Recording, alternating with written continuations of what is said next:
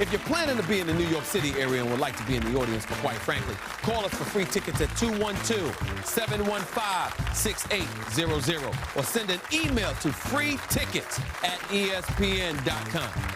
Welcome back to Quite Frankly. Last Saturday, while most of the world was watching Floyd Mayweather Jr. take out Carlos Baldomir, my next guest was changing the face of the heavyweight division with a technical knockout victory over Sergey Liakovic with 2:59 left in the 12th round to win the WBO heavyweight championship. It was an upset win for sure, but now that he's got a title, can he unite the belts and give the world an undisputed champion for a change? I'll ask him right now. Ladies and gentlemen, put your hands together for Mr. Shannon Briggs.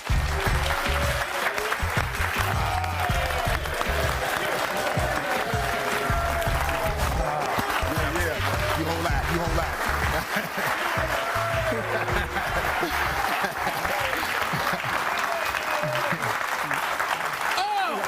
Right. Oh, I'll take this. I'll take this belt right here. Thank you very much, Shannon. I appreciate it, man. Heavyweight champion of the world, yes, WBL heavyweight champion of the world. How does that feel for you, man? Feels great, man. It's starting to hit me now that I'm here, actually, on the show. So I'm like, wow, I am the heavyweight champion of the world. Right. Feels good. Feels good. I mean, it was over this kid. I mean, a guy that I never heard of, to be quite honest with you. What does that mean for you in the heavyweight picture, in your estimation? Well, you know, we have four former Soviet Union champions, and no American heavyweight champions. So it was my goal, and I set out to bring the belt back to America, and I did that. You're sitting next to one of the greatest heavyweight champions of all time, Mr. Larry Holmes. How has he helped you, if at all, in terms of your style, the style that you bring into the ring, the dedication, the focus that you seem to have found? You didn't seem to have that before. That doesn't seem to be the case now. Yeah, Larry's always been, I've always been his biggest fan, man. I love Larry. I actually called Larry before this fight and asked him to train me. He can tell you that. Really? But he said he had to pass on it. But I love Larry, man. He's one of the greatest of all time. Definitely mine. Why did you pass on it, man? The man needed your help. Well, you know, I know he needed my help, but, you know, I didn't feel like traveling, going away from home and stuff. I want to do my own thing back there. And in boxing, I want to kind of like stay away from it a little bit until I get really somebody that's really serious, and I want to bring him up from beginning. He's already there. He don't really need me. Yeah. All he needs to That's do not is true, Larry.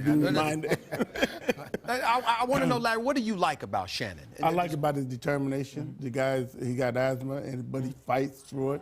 And, you know, the other night, I seen him fight right through it because he got a little tired, but he had to go that other 10, 11, 10, he had to go 5, 6 more rounds to get where he wanted to do. What he didn't do some of the things that I needed him to do, wanted him to do, he threw that right hand to the body. And then he took him out. Now, before you got out here, Shannon, that's right, Larry was giving us some training tips. And he was talking about, hey, to keep yourself in shape, you got to put yourself through duress. You can't just wake up tired and everything like that and staying away from your woman or your wife and all of this other stuff. Go through the regular rigors of daily life and then train under those conditions. Did you incorporate that advice into the, coming into this match? Yeah, Steve, I really dedicated myself for this fight, man. I went out to Arizona for about 9 weeks, man. No women, no nothing, man. Just stayed in the gym, chilled out. It was hard, but, I did it, man. I got it done, so I feel good about that. I didn't do that when I fought Jerry Cooney. I mean, that was a tough fight. That's right. You might want to say it's tough. It didn't look tough to me, but let me move on. I want you to tell Shannon, I want you to tell the world about you, because I know I saw you when you lost to Lennox Lewis. Right. I saw you when you beat George Foreman. It was controversial. I watched that whole fight, but you pretty much fell off the map. I want you to tell people about yourself and the path your career has taken from beginning up until now, man. Break it down. Well, it's been a lot of ups and downs. I'm originally from Brooklyn, New York. You know what I mean? I was a homeless kid, asthmatic, homeless kid that's growing up. My mom was a heroin addict, and my dad died in prison. So I had a pretty much turbulent, rough life. But through it all, I stayed determined and focused, and I got to, where I am now as heavyweight champion of the world. When you think about the fact that they call you heavyweight champion of the world right now, there's a connotation that comes to that. When we say heavyweight champion of the world, it used to mean something when it was this man right here, because he was the undisputed heavyweight champion of the world. Now you got about 4 or 5 champions, most of which you can't even pronounce their names. This is a problem for people like me, Shannon. Well, that's what I'm here for. That's what I'm here for. So what do you, when you look at the rest of the heavyweight division, what do you see?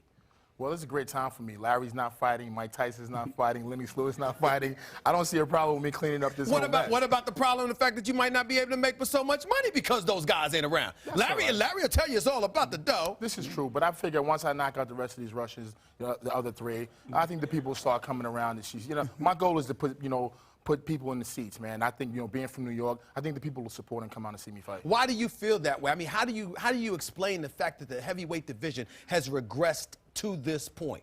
Do you feel like yourself, you played a role in people losing interest in the sport? Because like you said, there's a newfound dedication, but that's implying that at one time you may not have been as dedicated as you are right now. No, I don't think so. I think there's a lot of marketing and money put behind other sports like football and baseball, and not really put behind boxing. And even if you look at the UFC, it's something that people are really turning to. It's kind of gory. It's, you know, it's really violent. And people want to see knockouts, man, and that's what I came back for. My whole thing in this mission and coming back was, you know, I wanted to box like Larry, but I wanted to hit like Mike Tyson. So that's why there's been an increase in my weight. And I'm just going out every fight, seek and destroy. One of the things that I had to ask both of you, I'm annoyed by this one element. I don't understand how two men, and Bob Arum and Don King, are able to just patrol the sport itself. I don't understand how just two guys, two promoters, are able to just dictate whatever happens. Because a lot of times, a lot of fights we see out there, and we're saying, look, man, we want to see this fight. We got to wait 3 or 4 years. What's the problem with that, Larry? Let me tell you what I tried to do years ago is do my own thing as far as promoting my own fights. Network won't deal with fighters. They want to deal with managers. Therefore, a fighter got to separate himself from his job as a fighter and become a manager. And that's why it's called self-promotion. Sugar Ray Leonard did that. And the fighters, these guys got to do the same thing.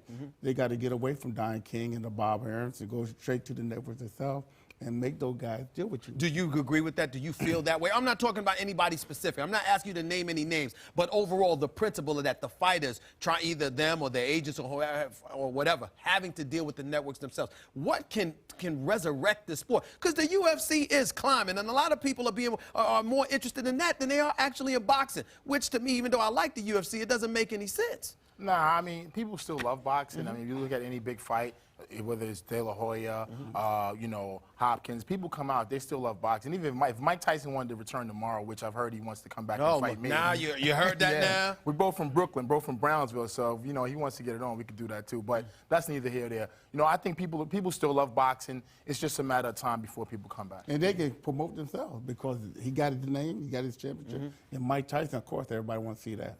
You know, I want to ask you before we get on out of here, talk to me about your documentary. I heard you got a documentary coming out. What the heck are they thinking? That's what it is? That's what it is. That's what people that go out and do things, the athletes that go out and do things that's crazy, running into walls with the motorcycle without the helmet. Guys like Jason Williams shooting people, you know, in his house. What the heck is he thinking? But you're coming out. Yeah, that's what I'm asking you. You're coming out with this. Why? You're a former champion. How come you're not coming out with some documentary on the sport of boxing? Well, we're doing that also. Okay. We're coming out with everything. It's about boxing. It's about my life. It's about people learning how to behave themselves after they become famous. Oh my good Lord! You're going to talk to people about how to behave themselves? You once jumped over a car to try to get to somebody with the cameras rolling. Yeah, because he was crazy. Okay. and you're saying, right? I was on your show, Steven. There you go. I asked Larry this, Shannon, and I'll ask you the same question. Who's the greatest heavyweight of all time in your estimation? I mean, it's between, you know, it's like a three-way tie for me, honestly. I mean, Jack Johnson, I didn't actually see him in person. You know, the young Muhammad Ali, and the greatest of all time, Larry Holmes, man. What about, there you go. What about your boy Mike Tyson? What about somebody like him and what has happened to him? What lesson does any fighter, any pugilist out there learn from the experience, the trials and tribulations that he's going through, Shannon? Stay grounded, I believe, you know, just keep it real, stay grounded, and, you know, don't lose yourself. And, you know, you need people around you, good people, man. I've been fortunate to have good people around me. Shannon Briggs, the great Larry Holmes. Appreciate y'all being here. Y'all know that, man. Thanks a lot. Got to take a break to pay the bills, but when I return, I'll check in with my studio audience and find out what's on their minds. Be back with you in a minute. Larry Holmes, the heavyweight champion of the world, Shannon Briggs, a name I can actually pronounce. I'll stay tuned. I'll be back in a minute, y'all. Quite Frankly with Steven A Smtih, brought to you by Verizon Wireless.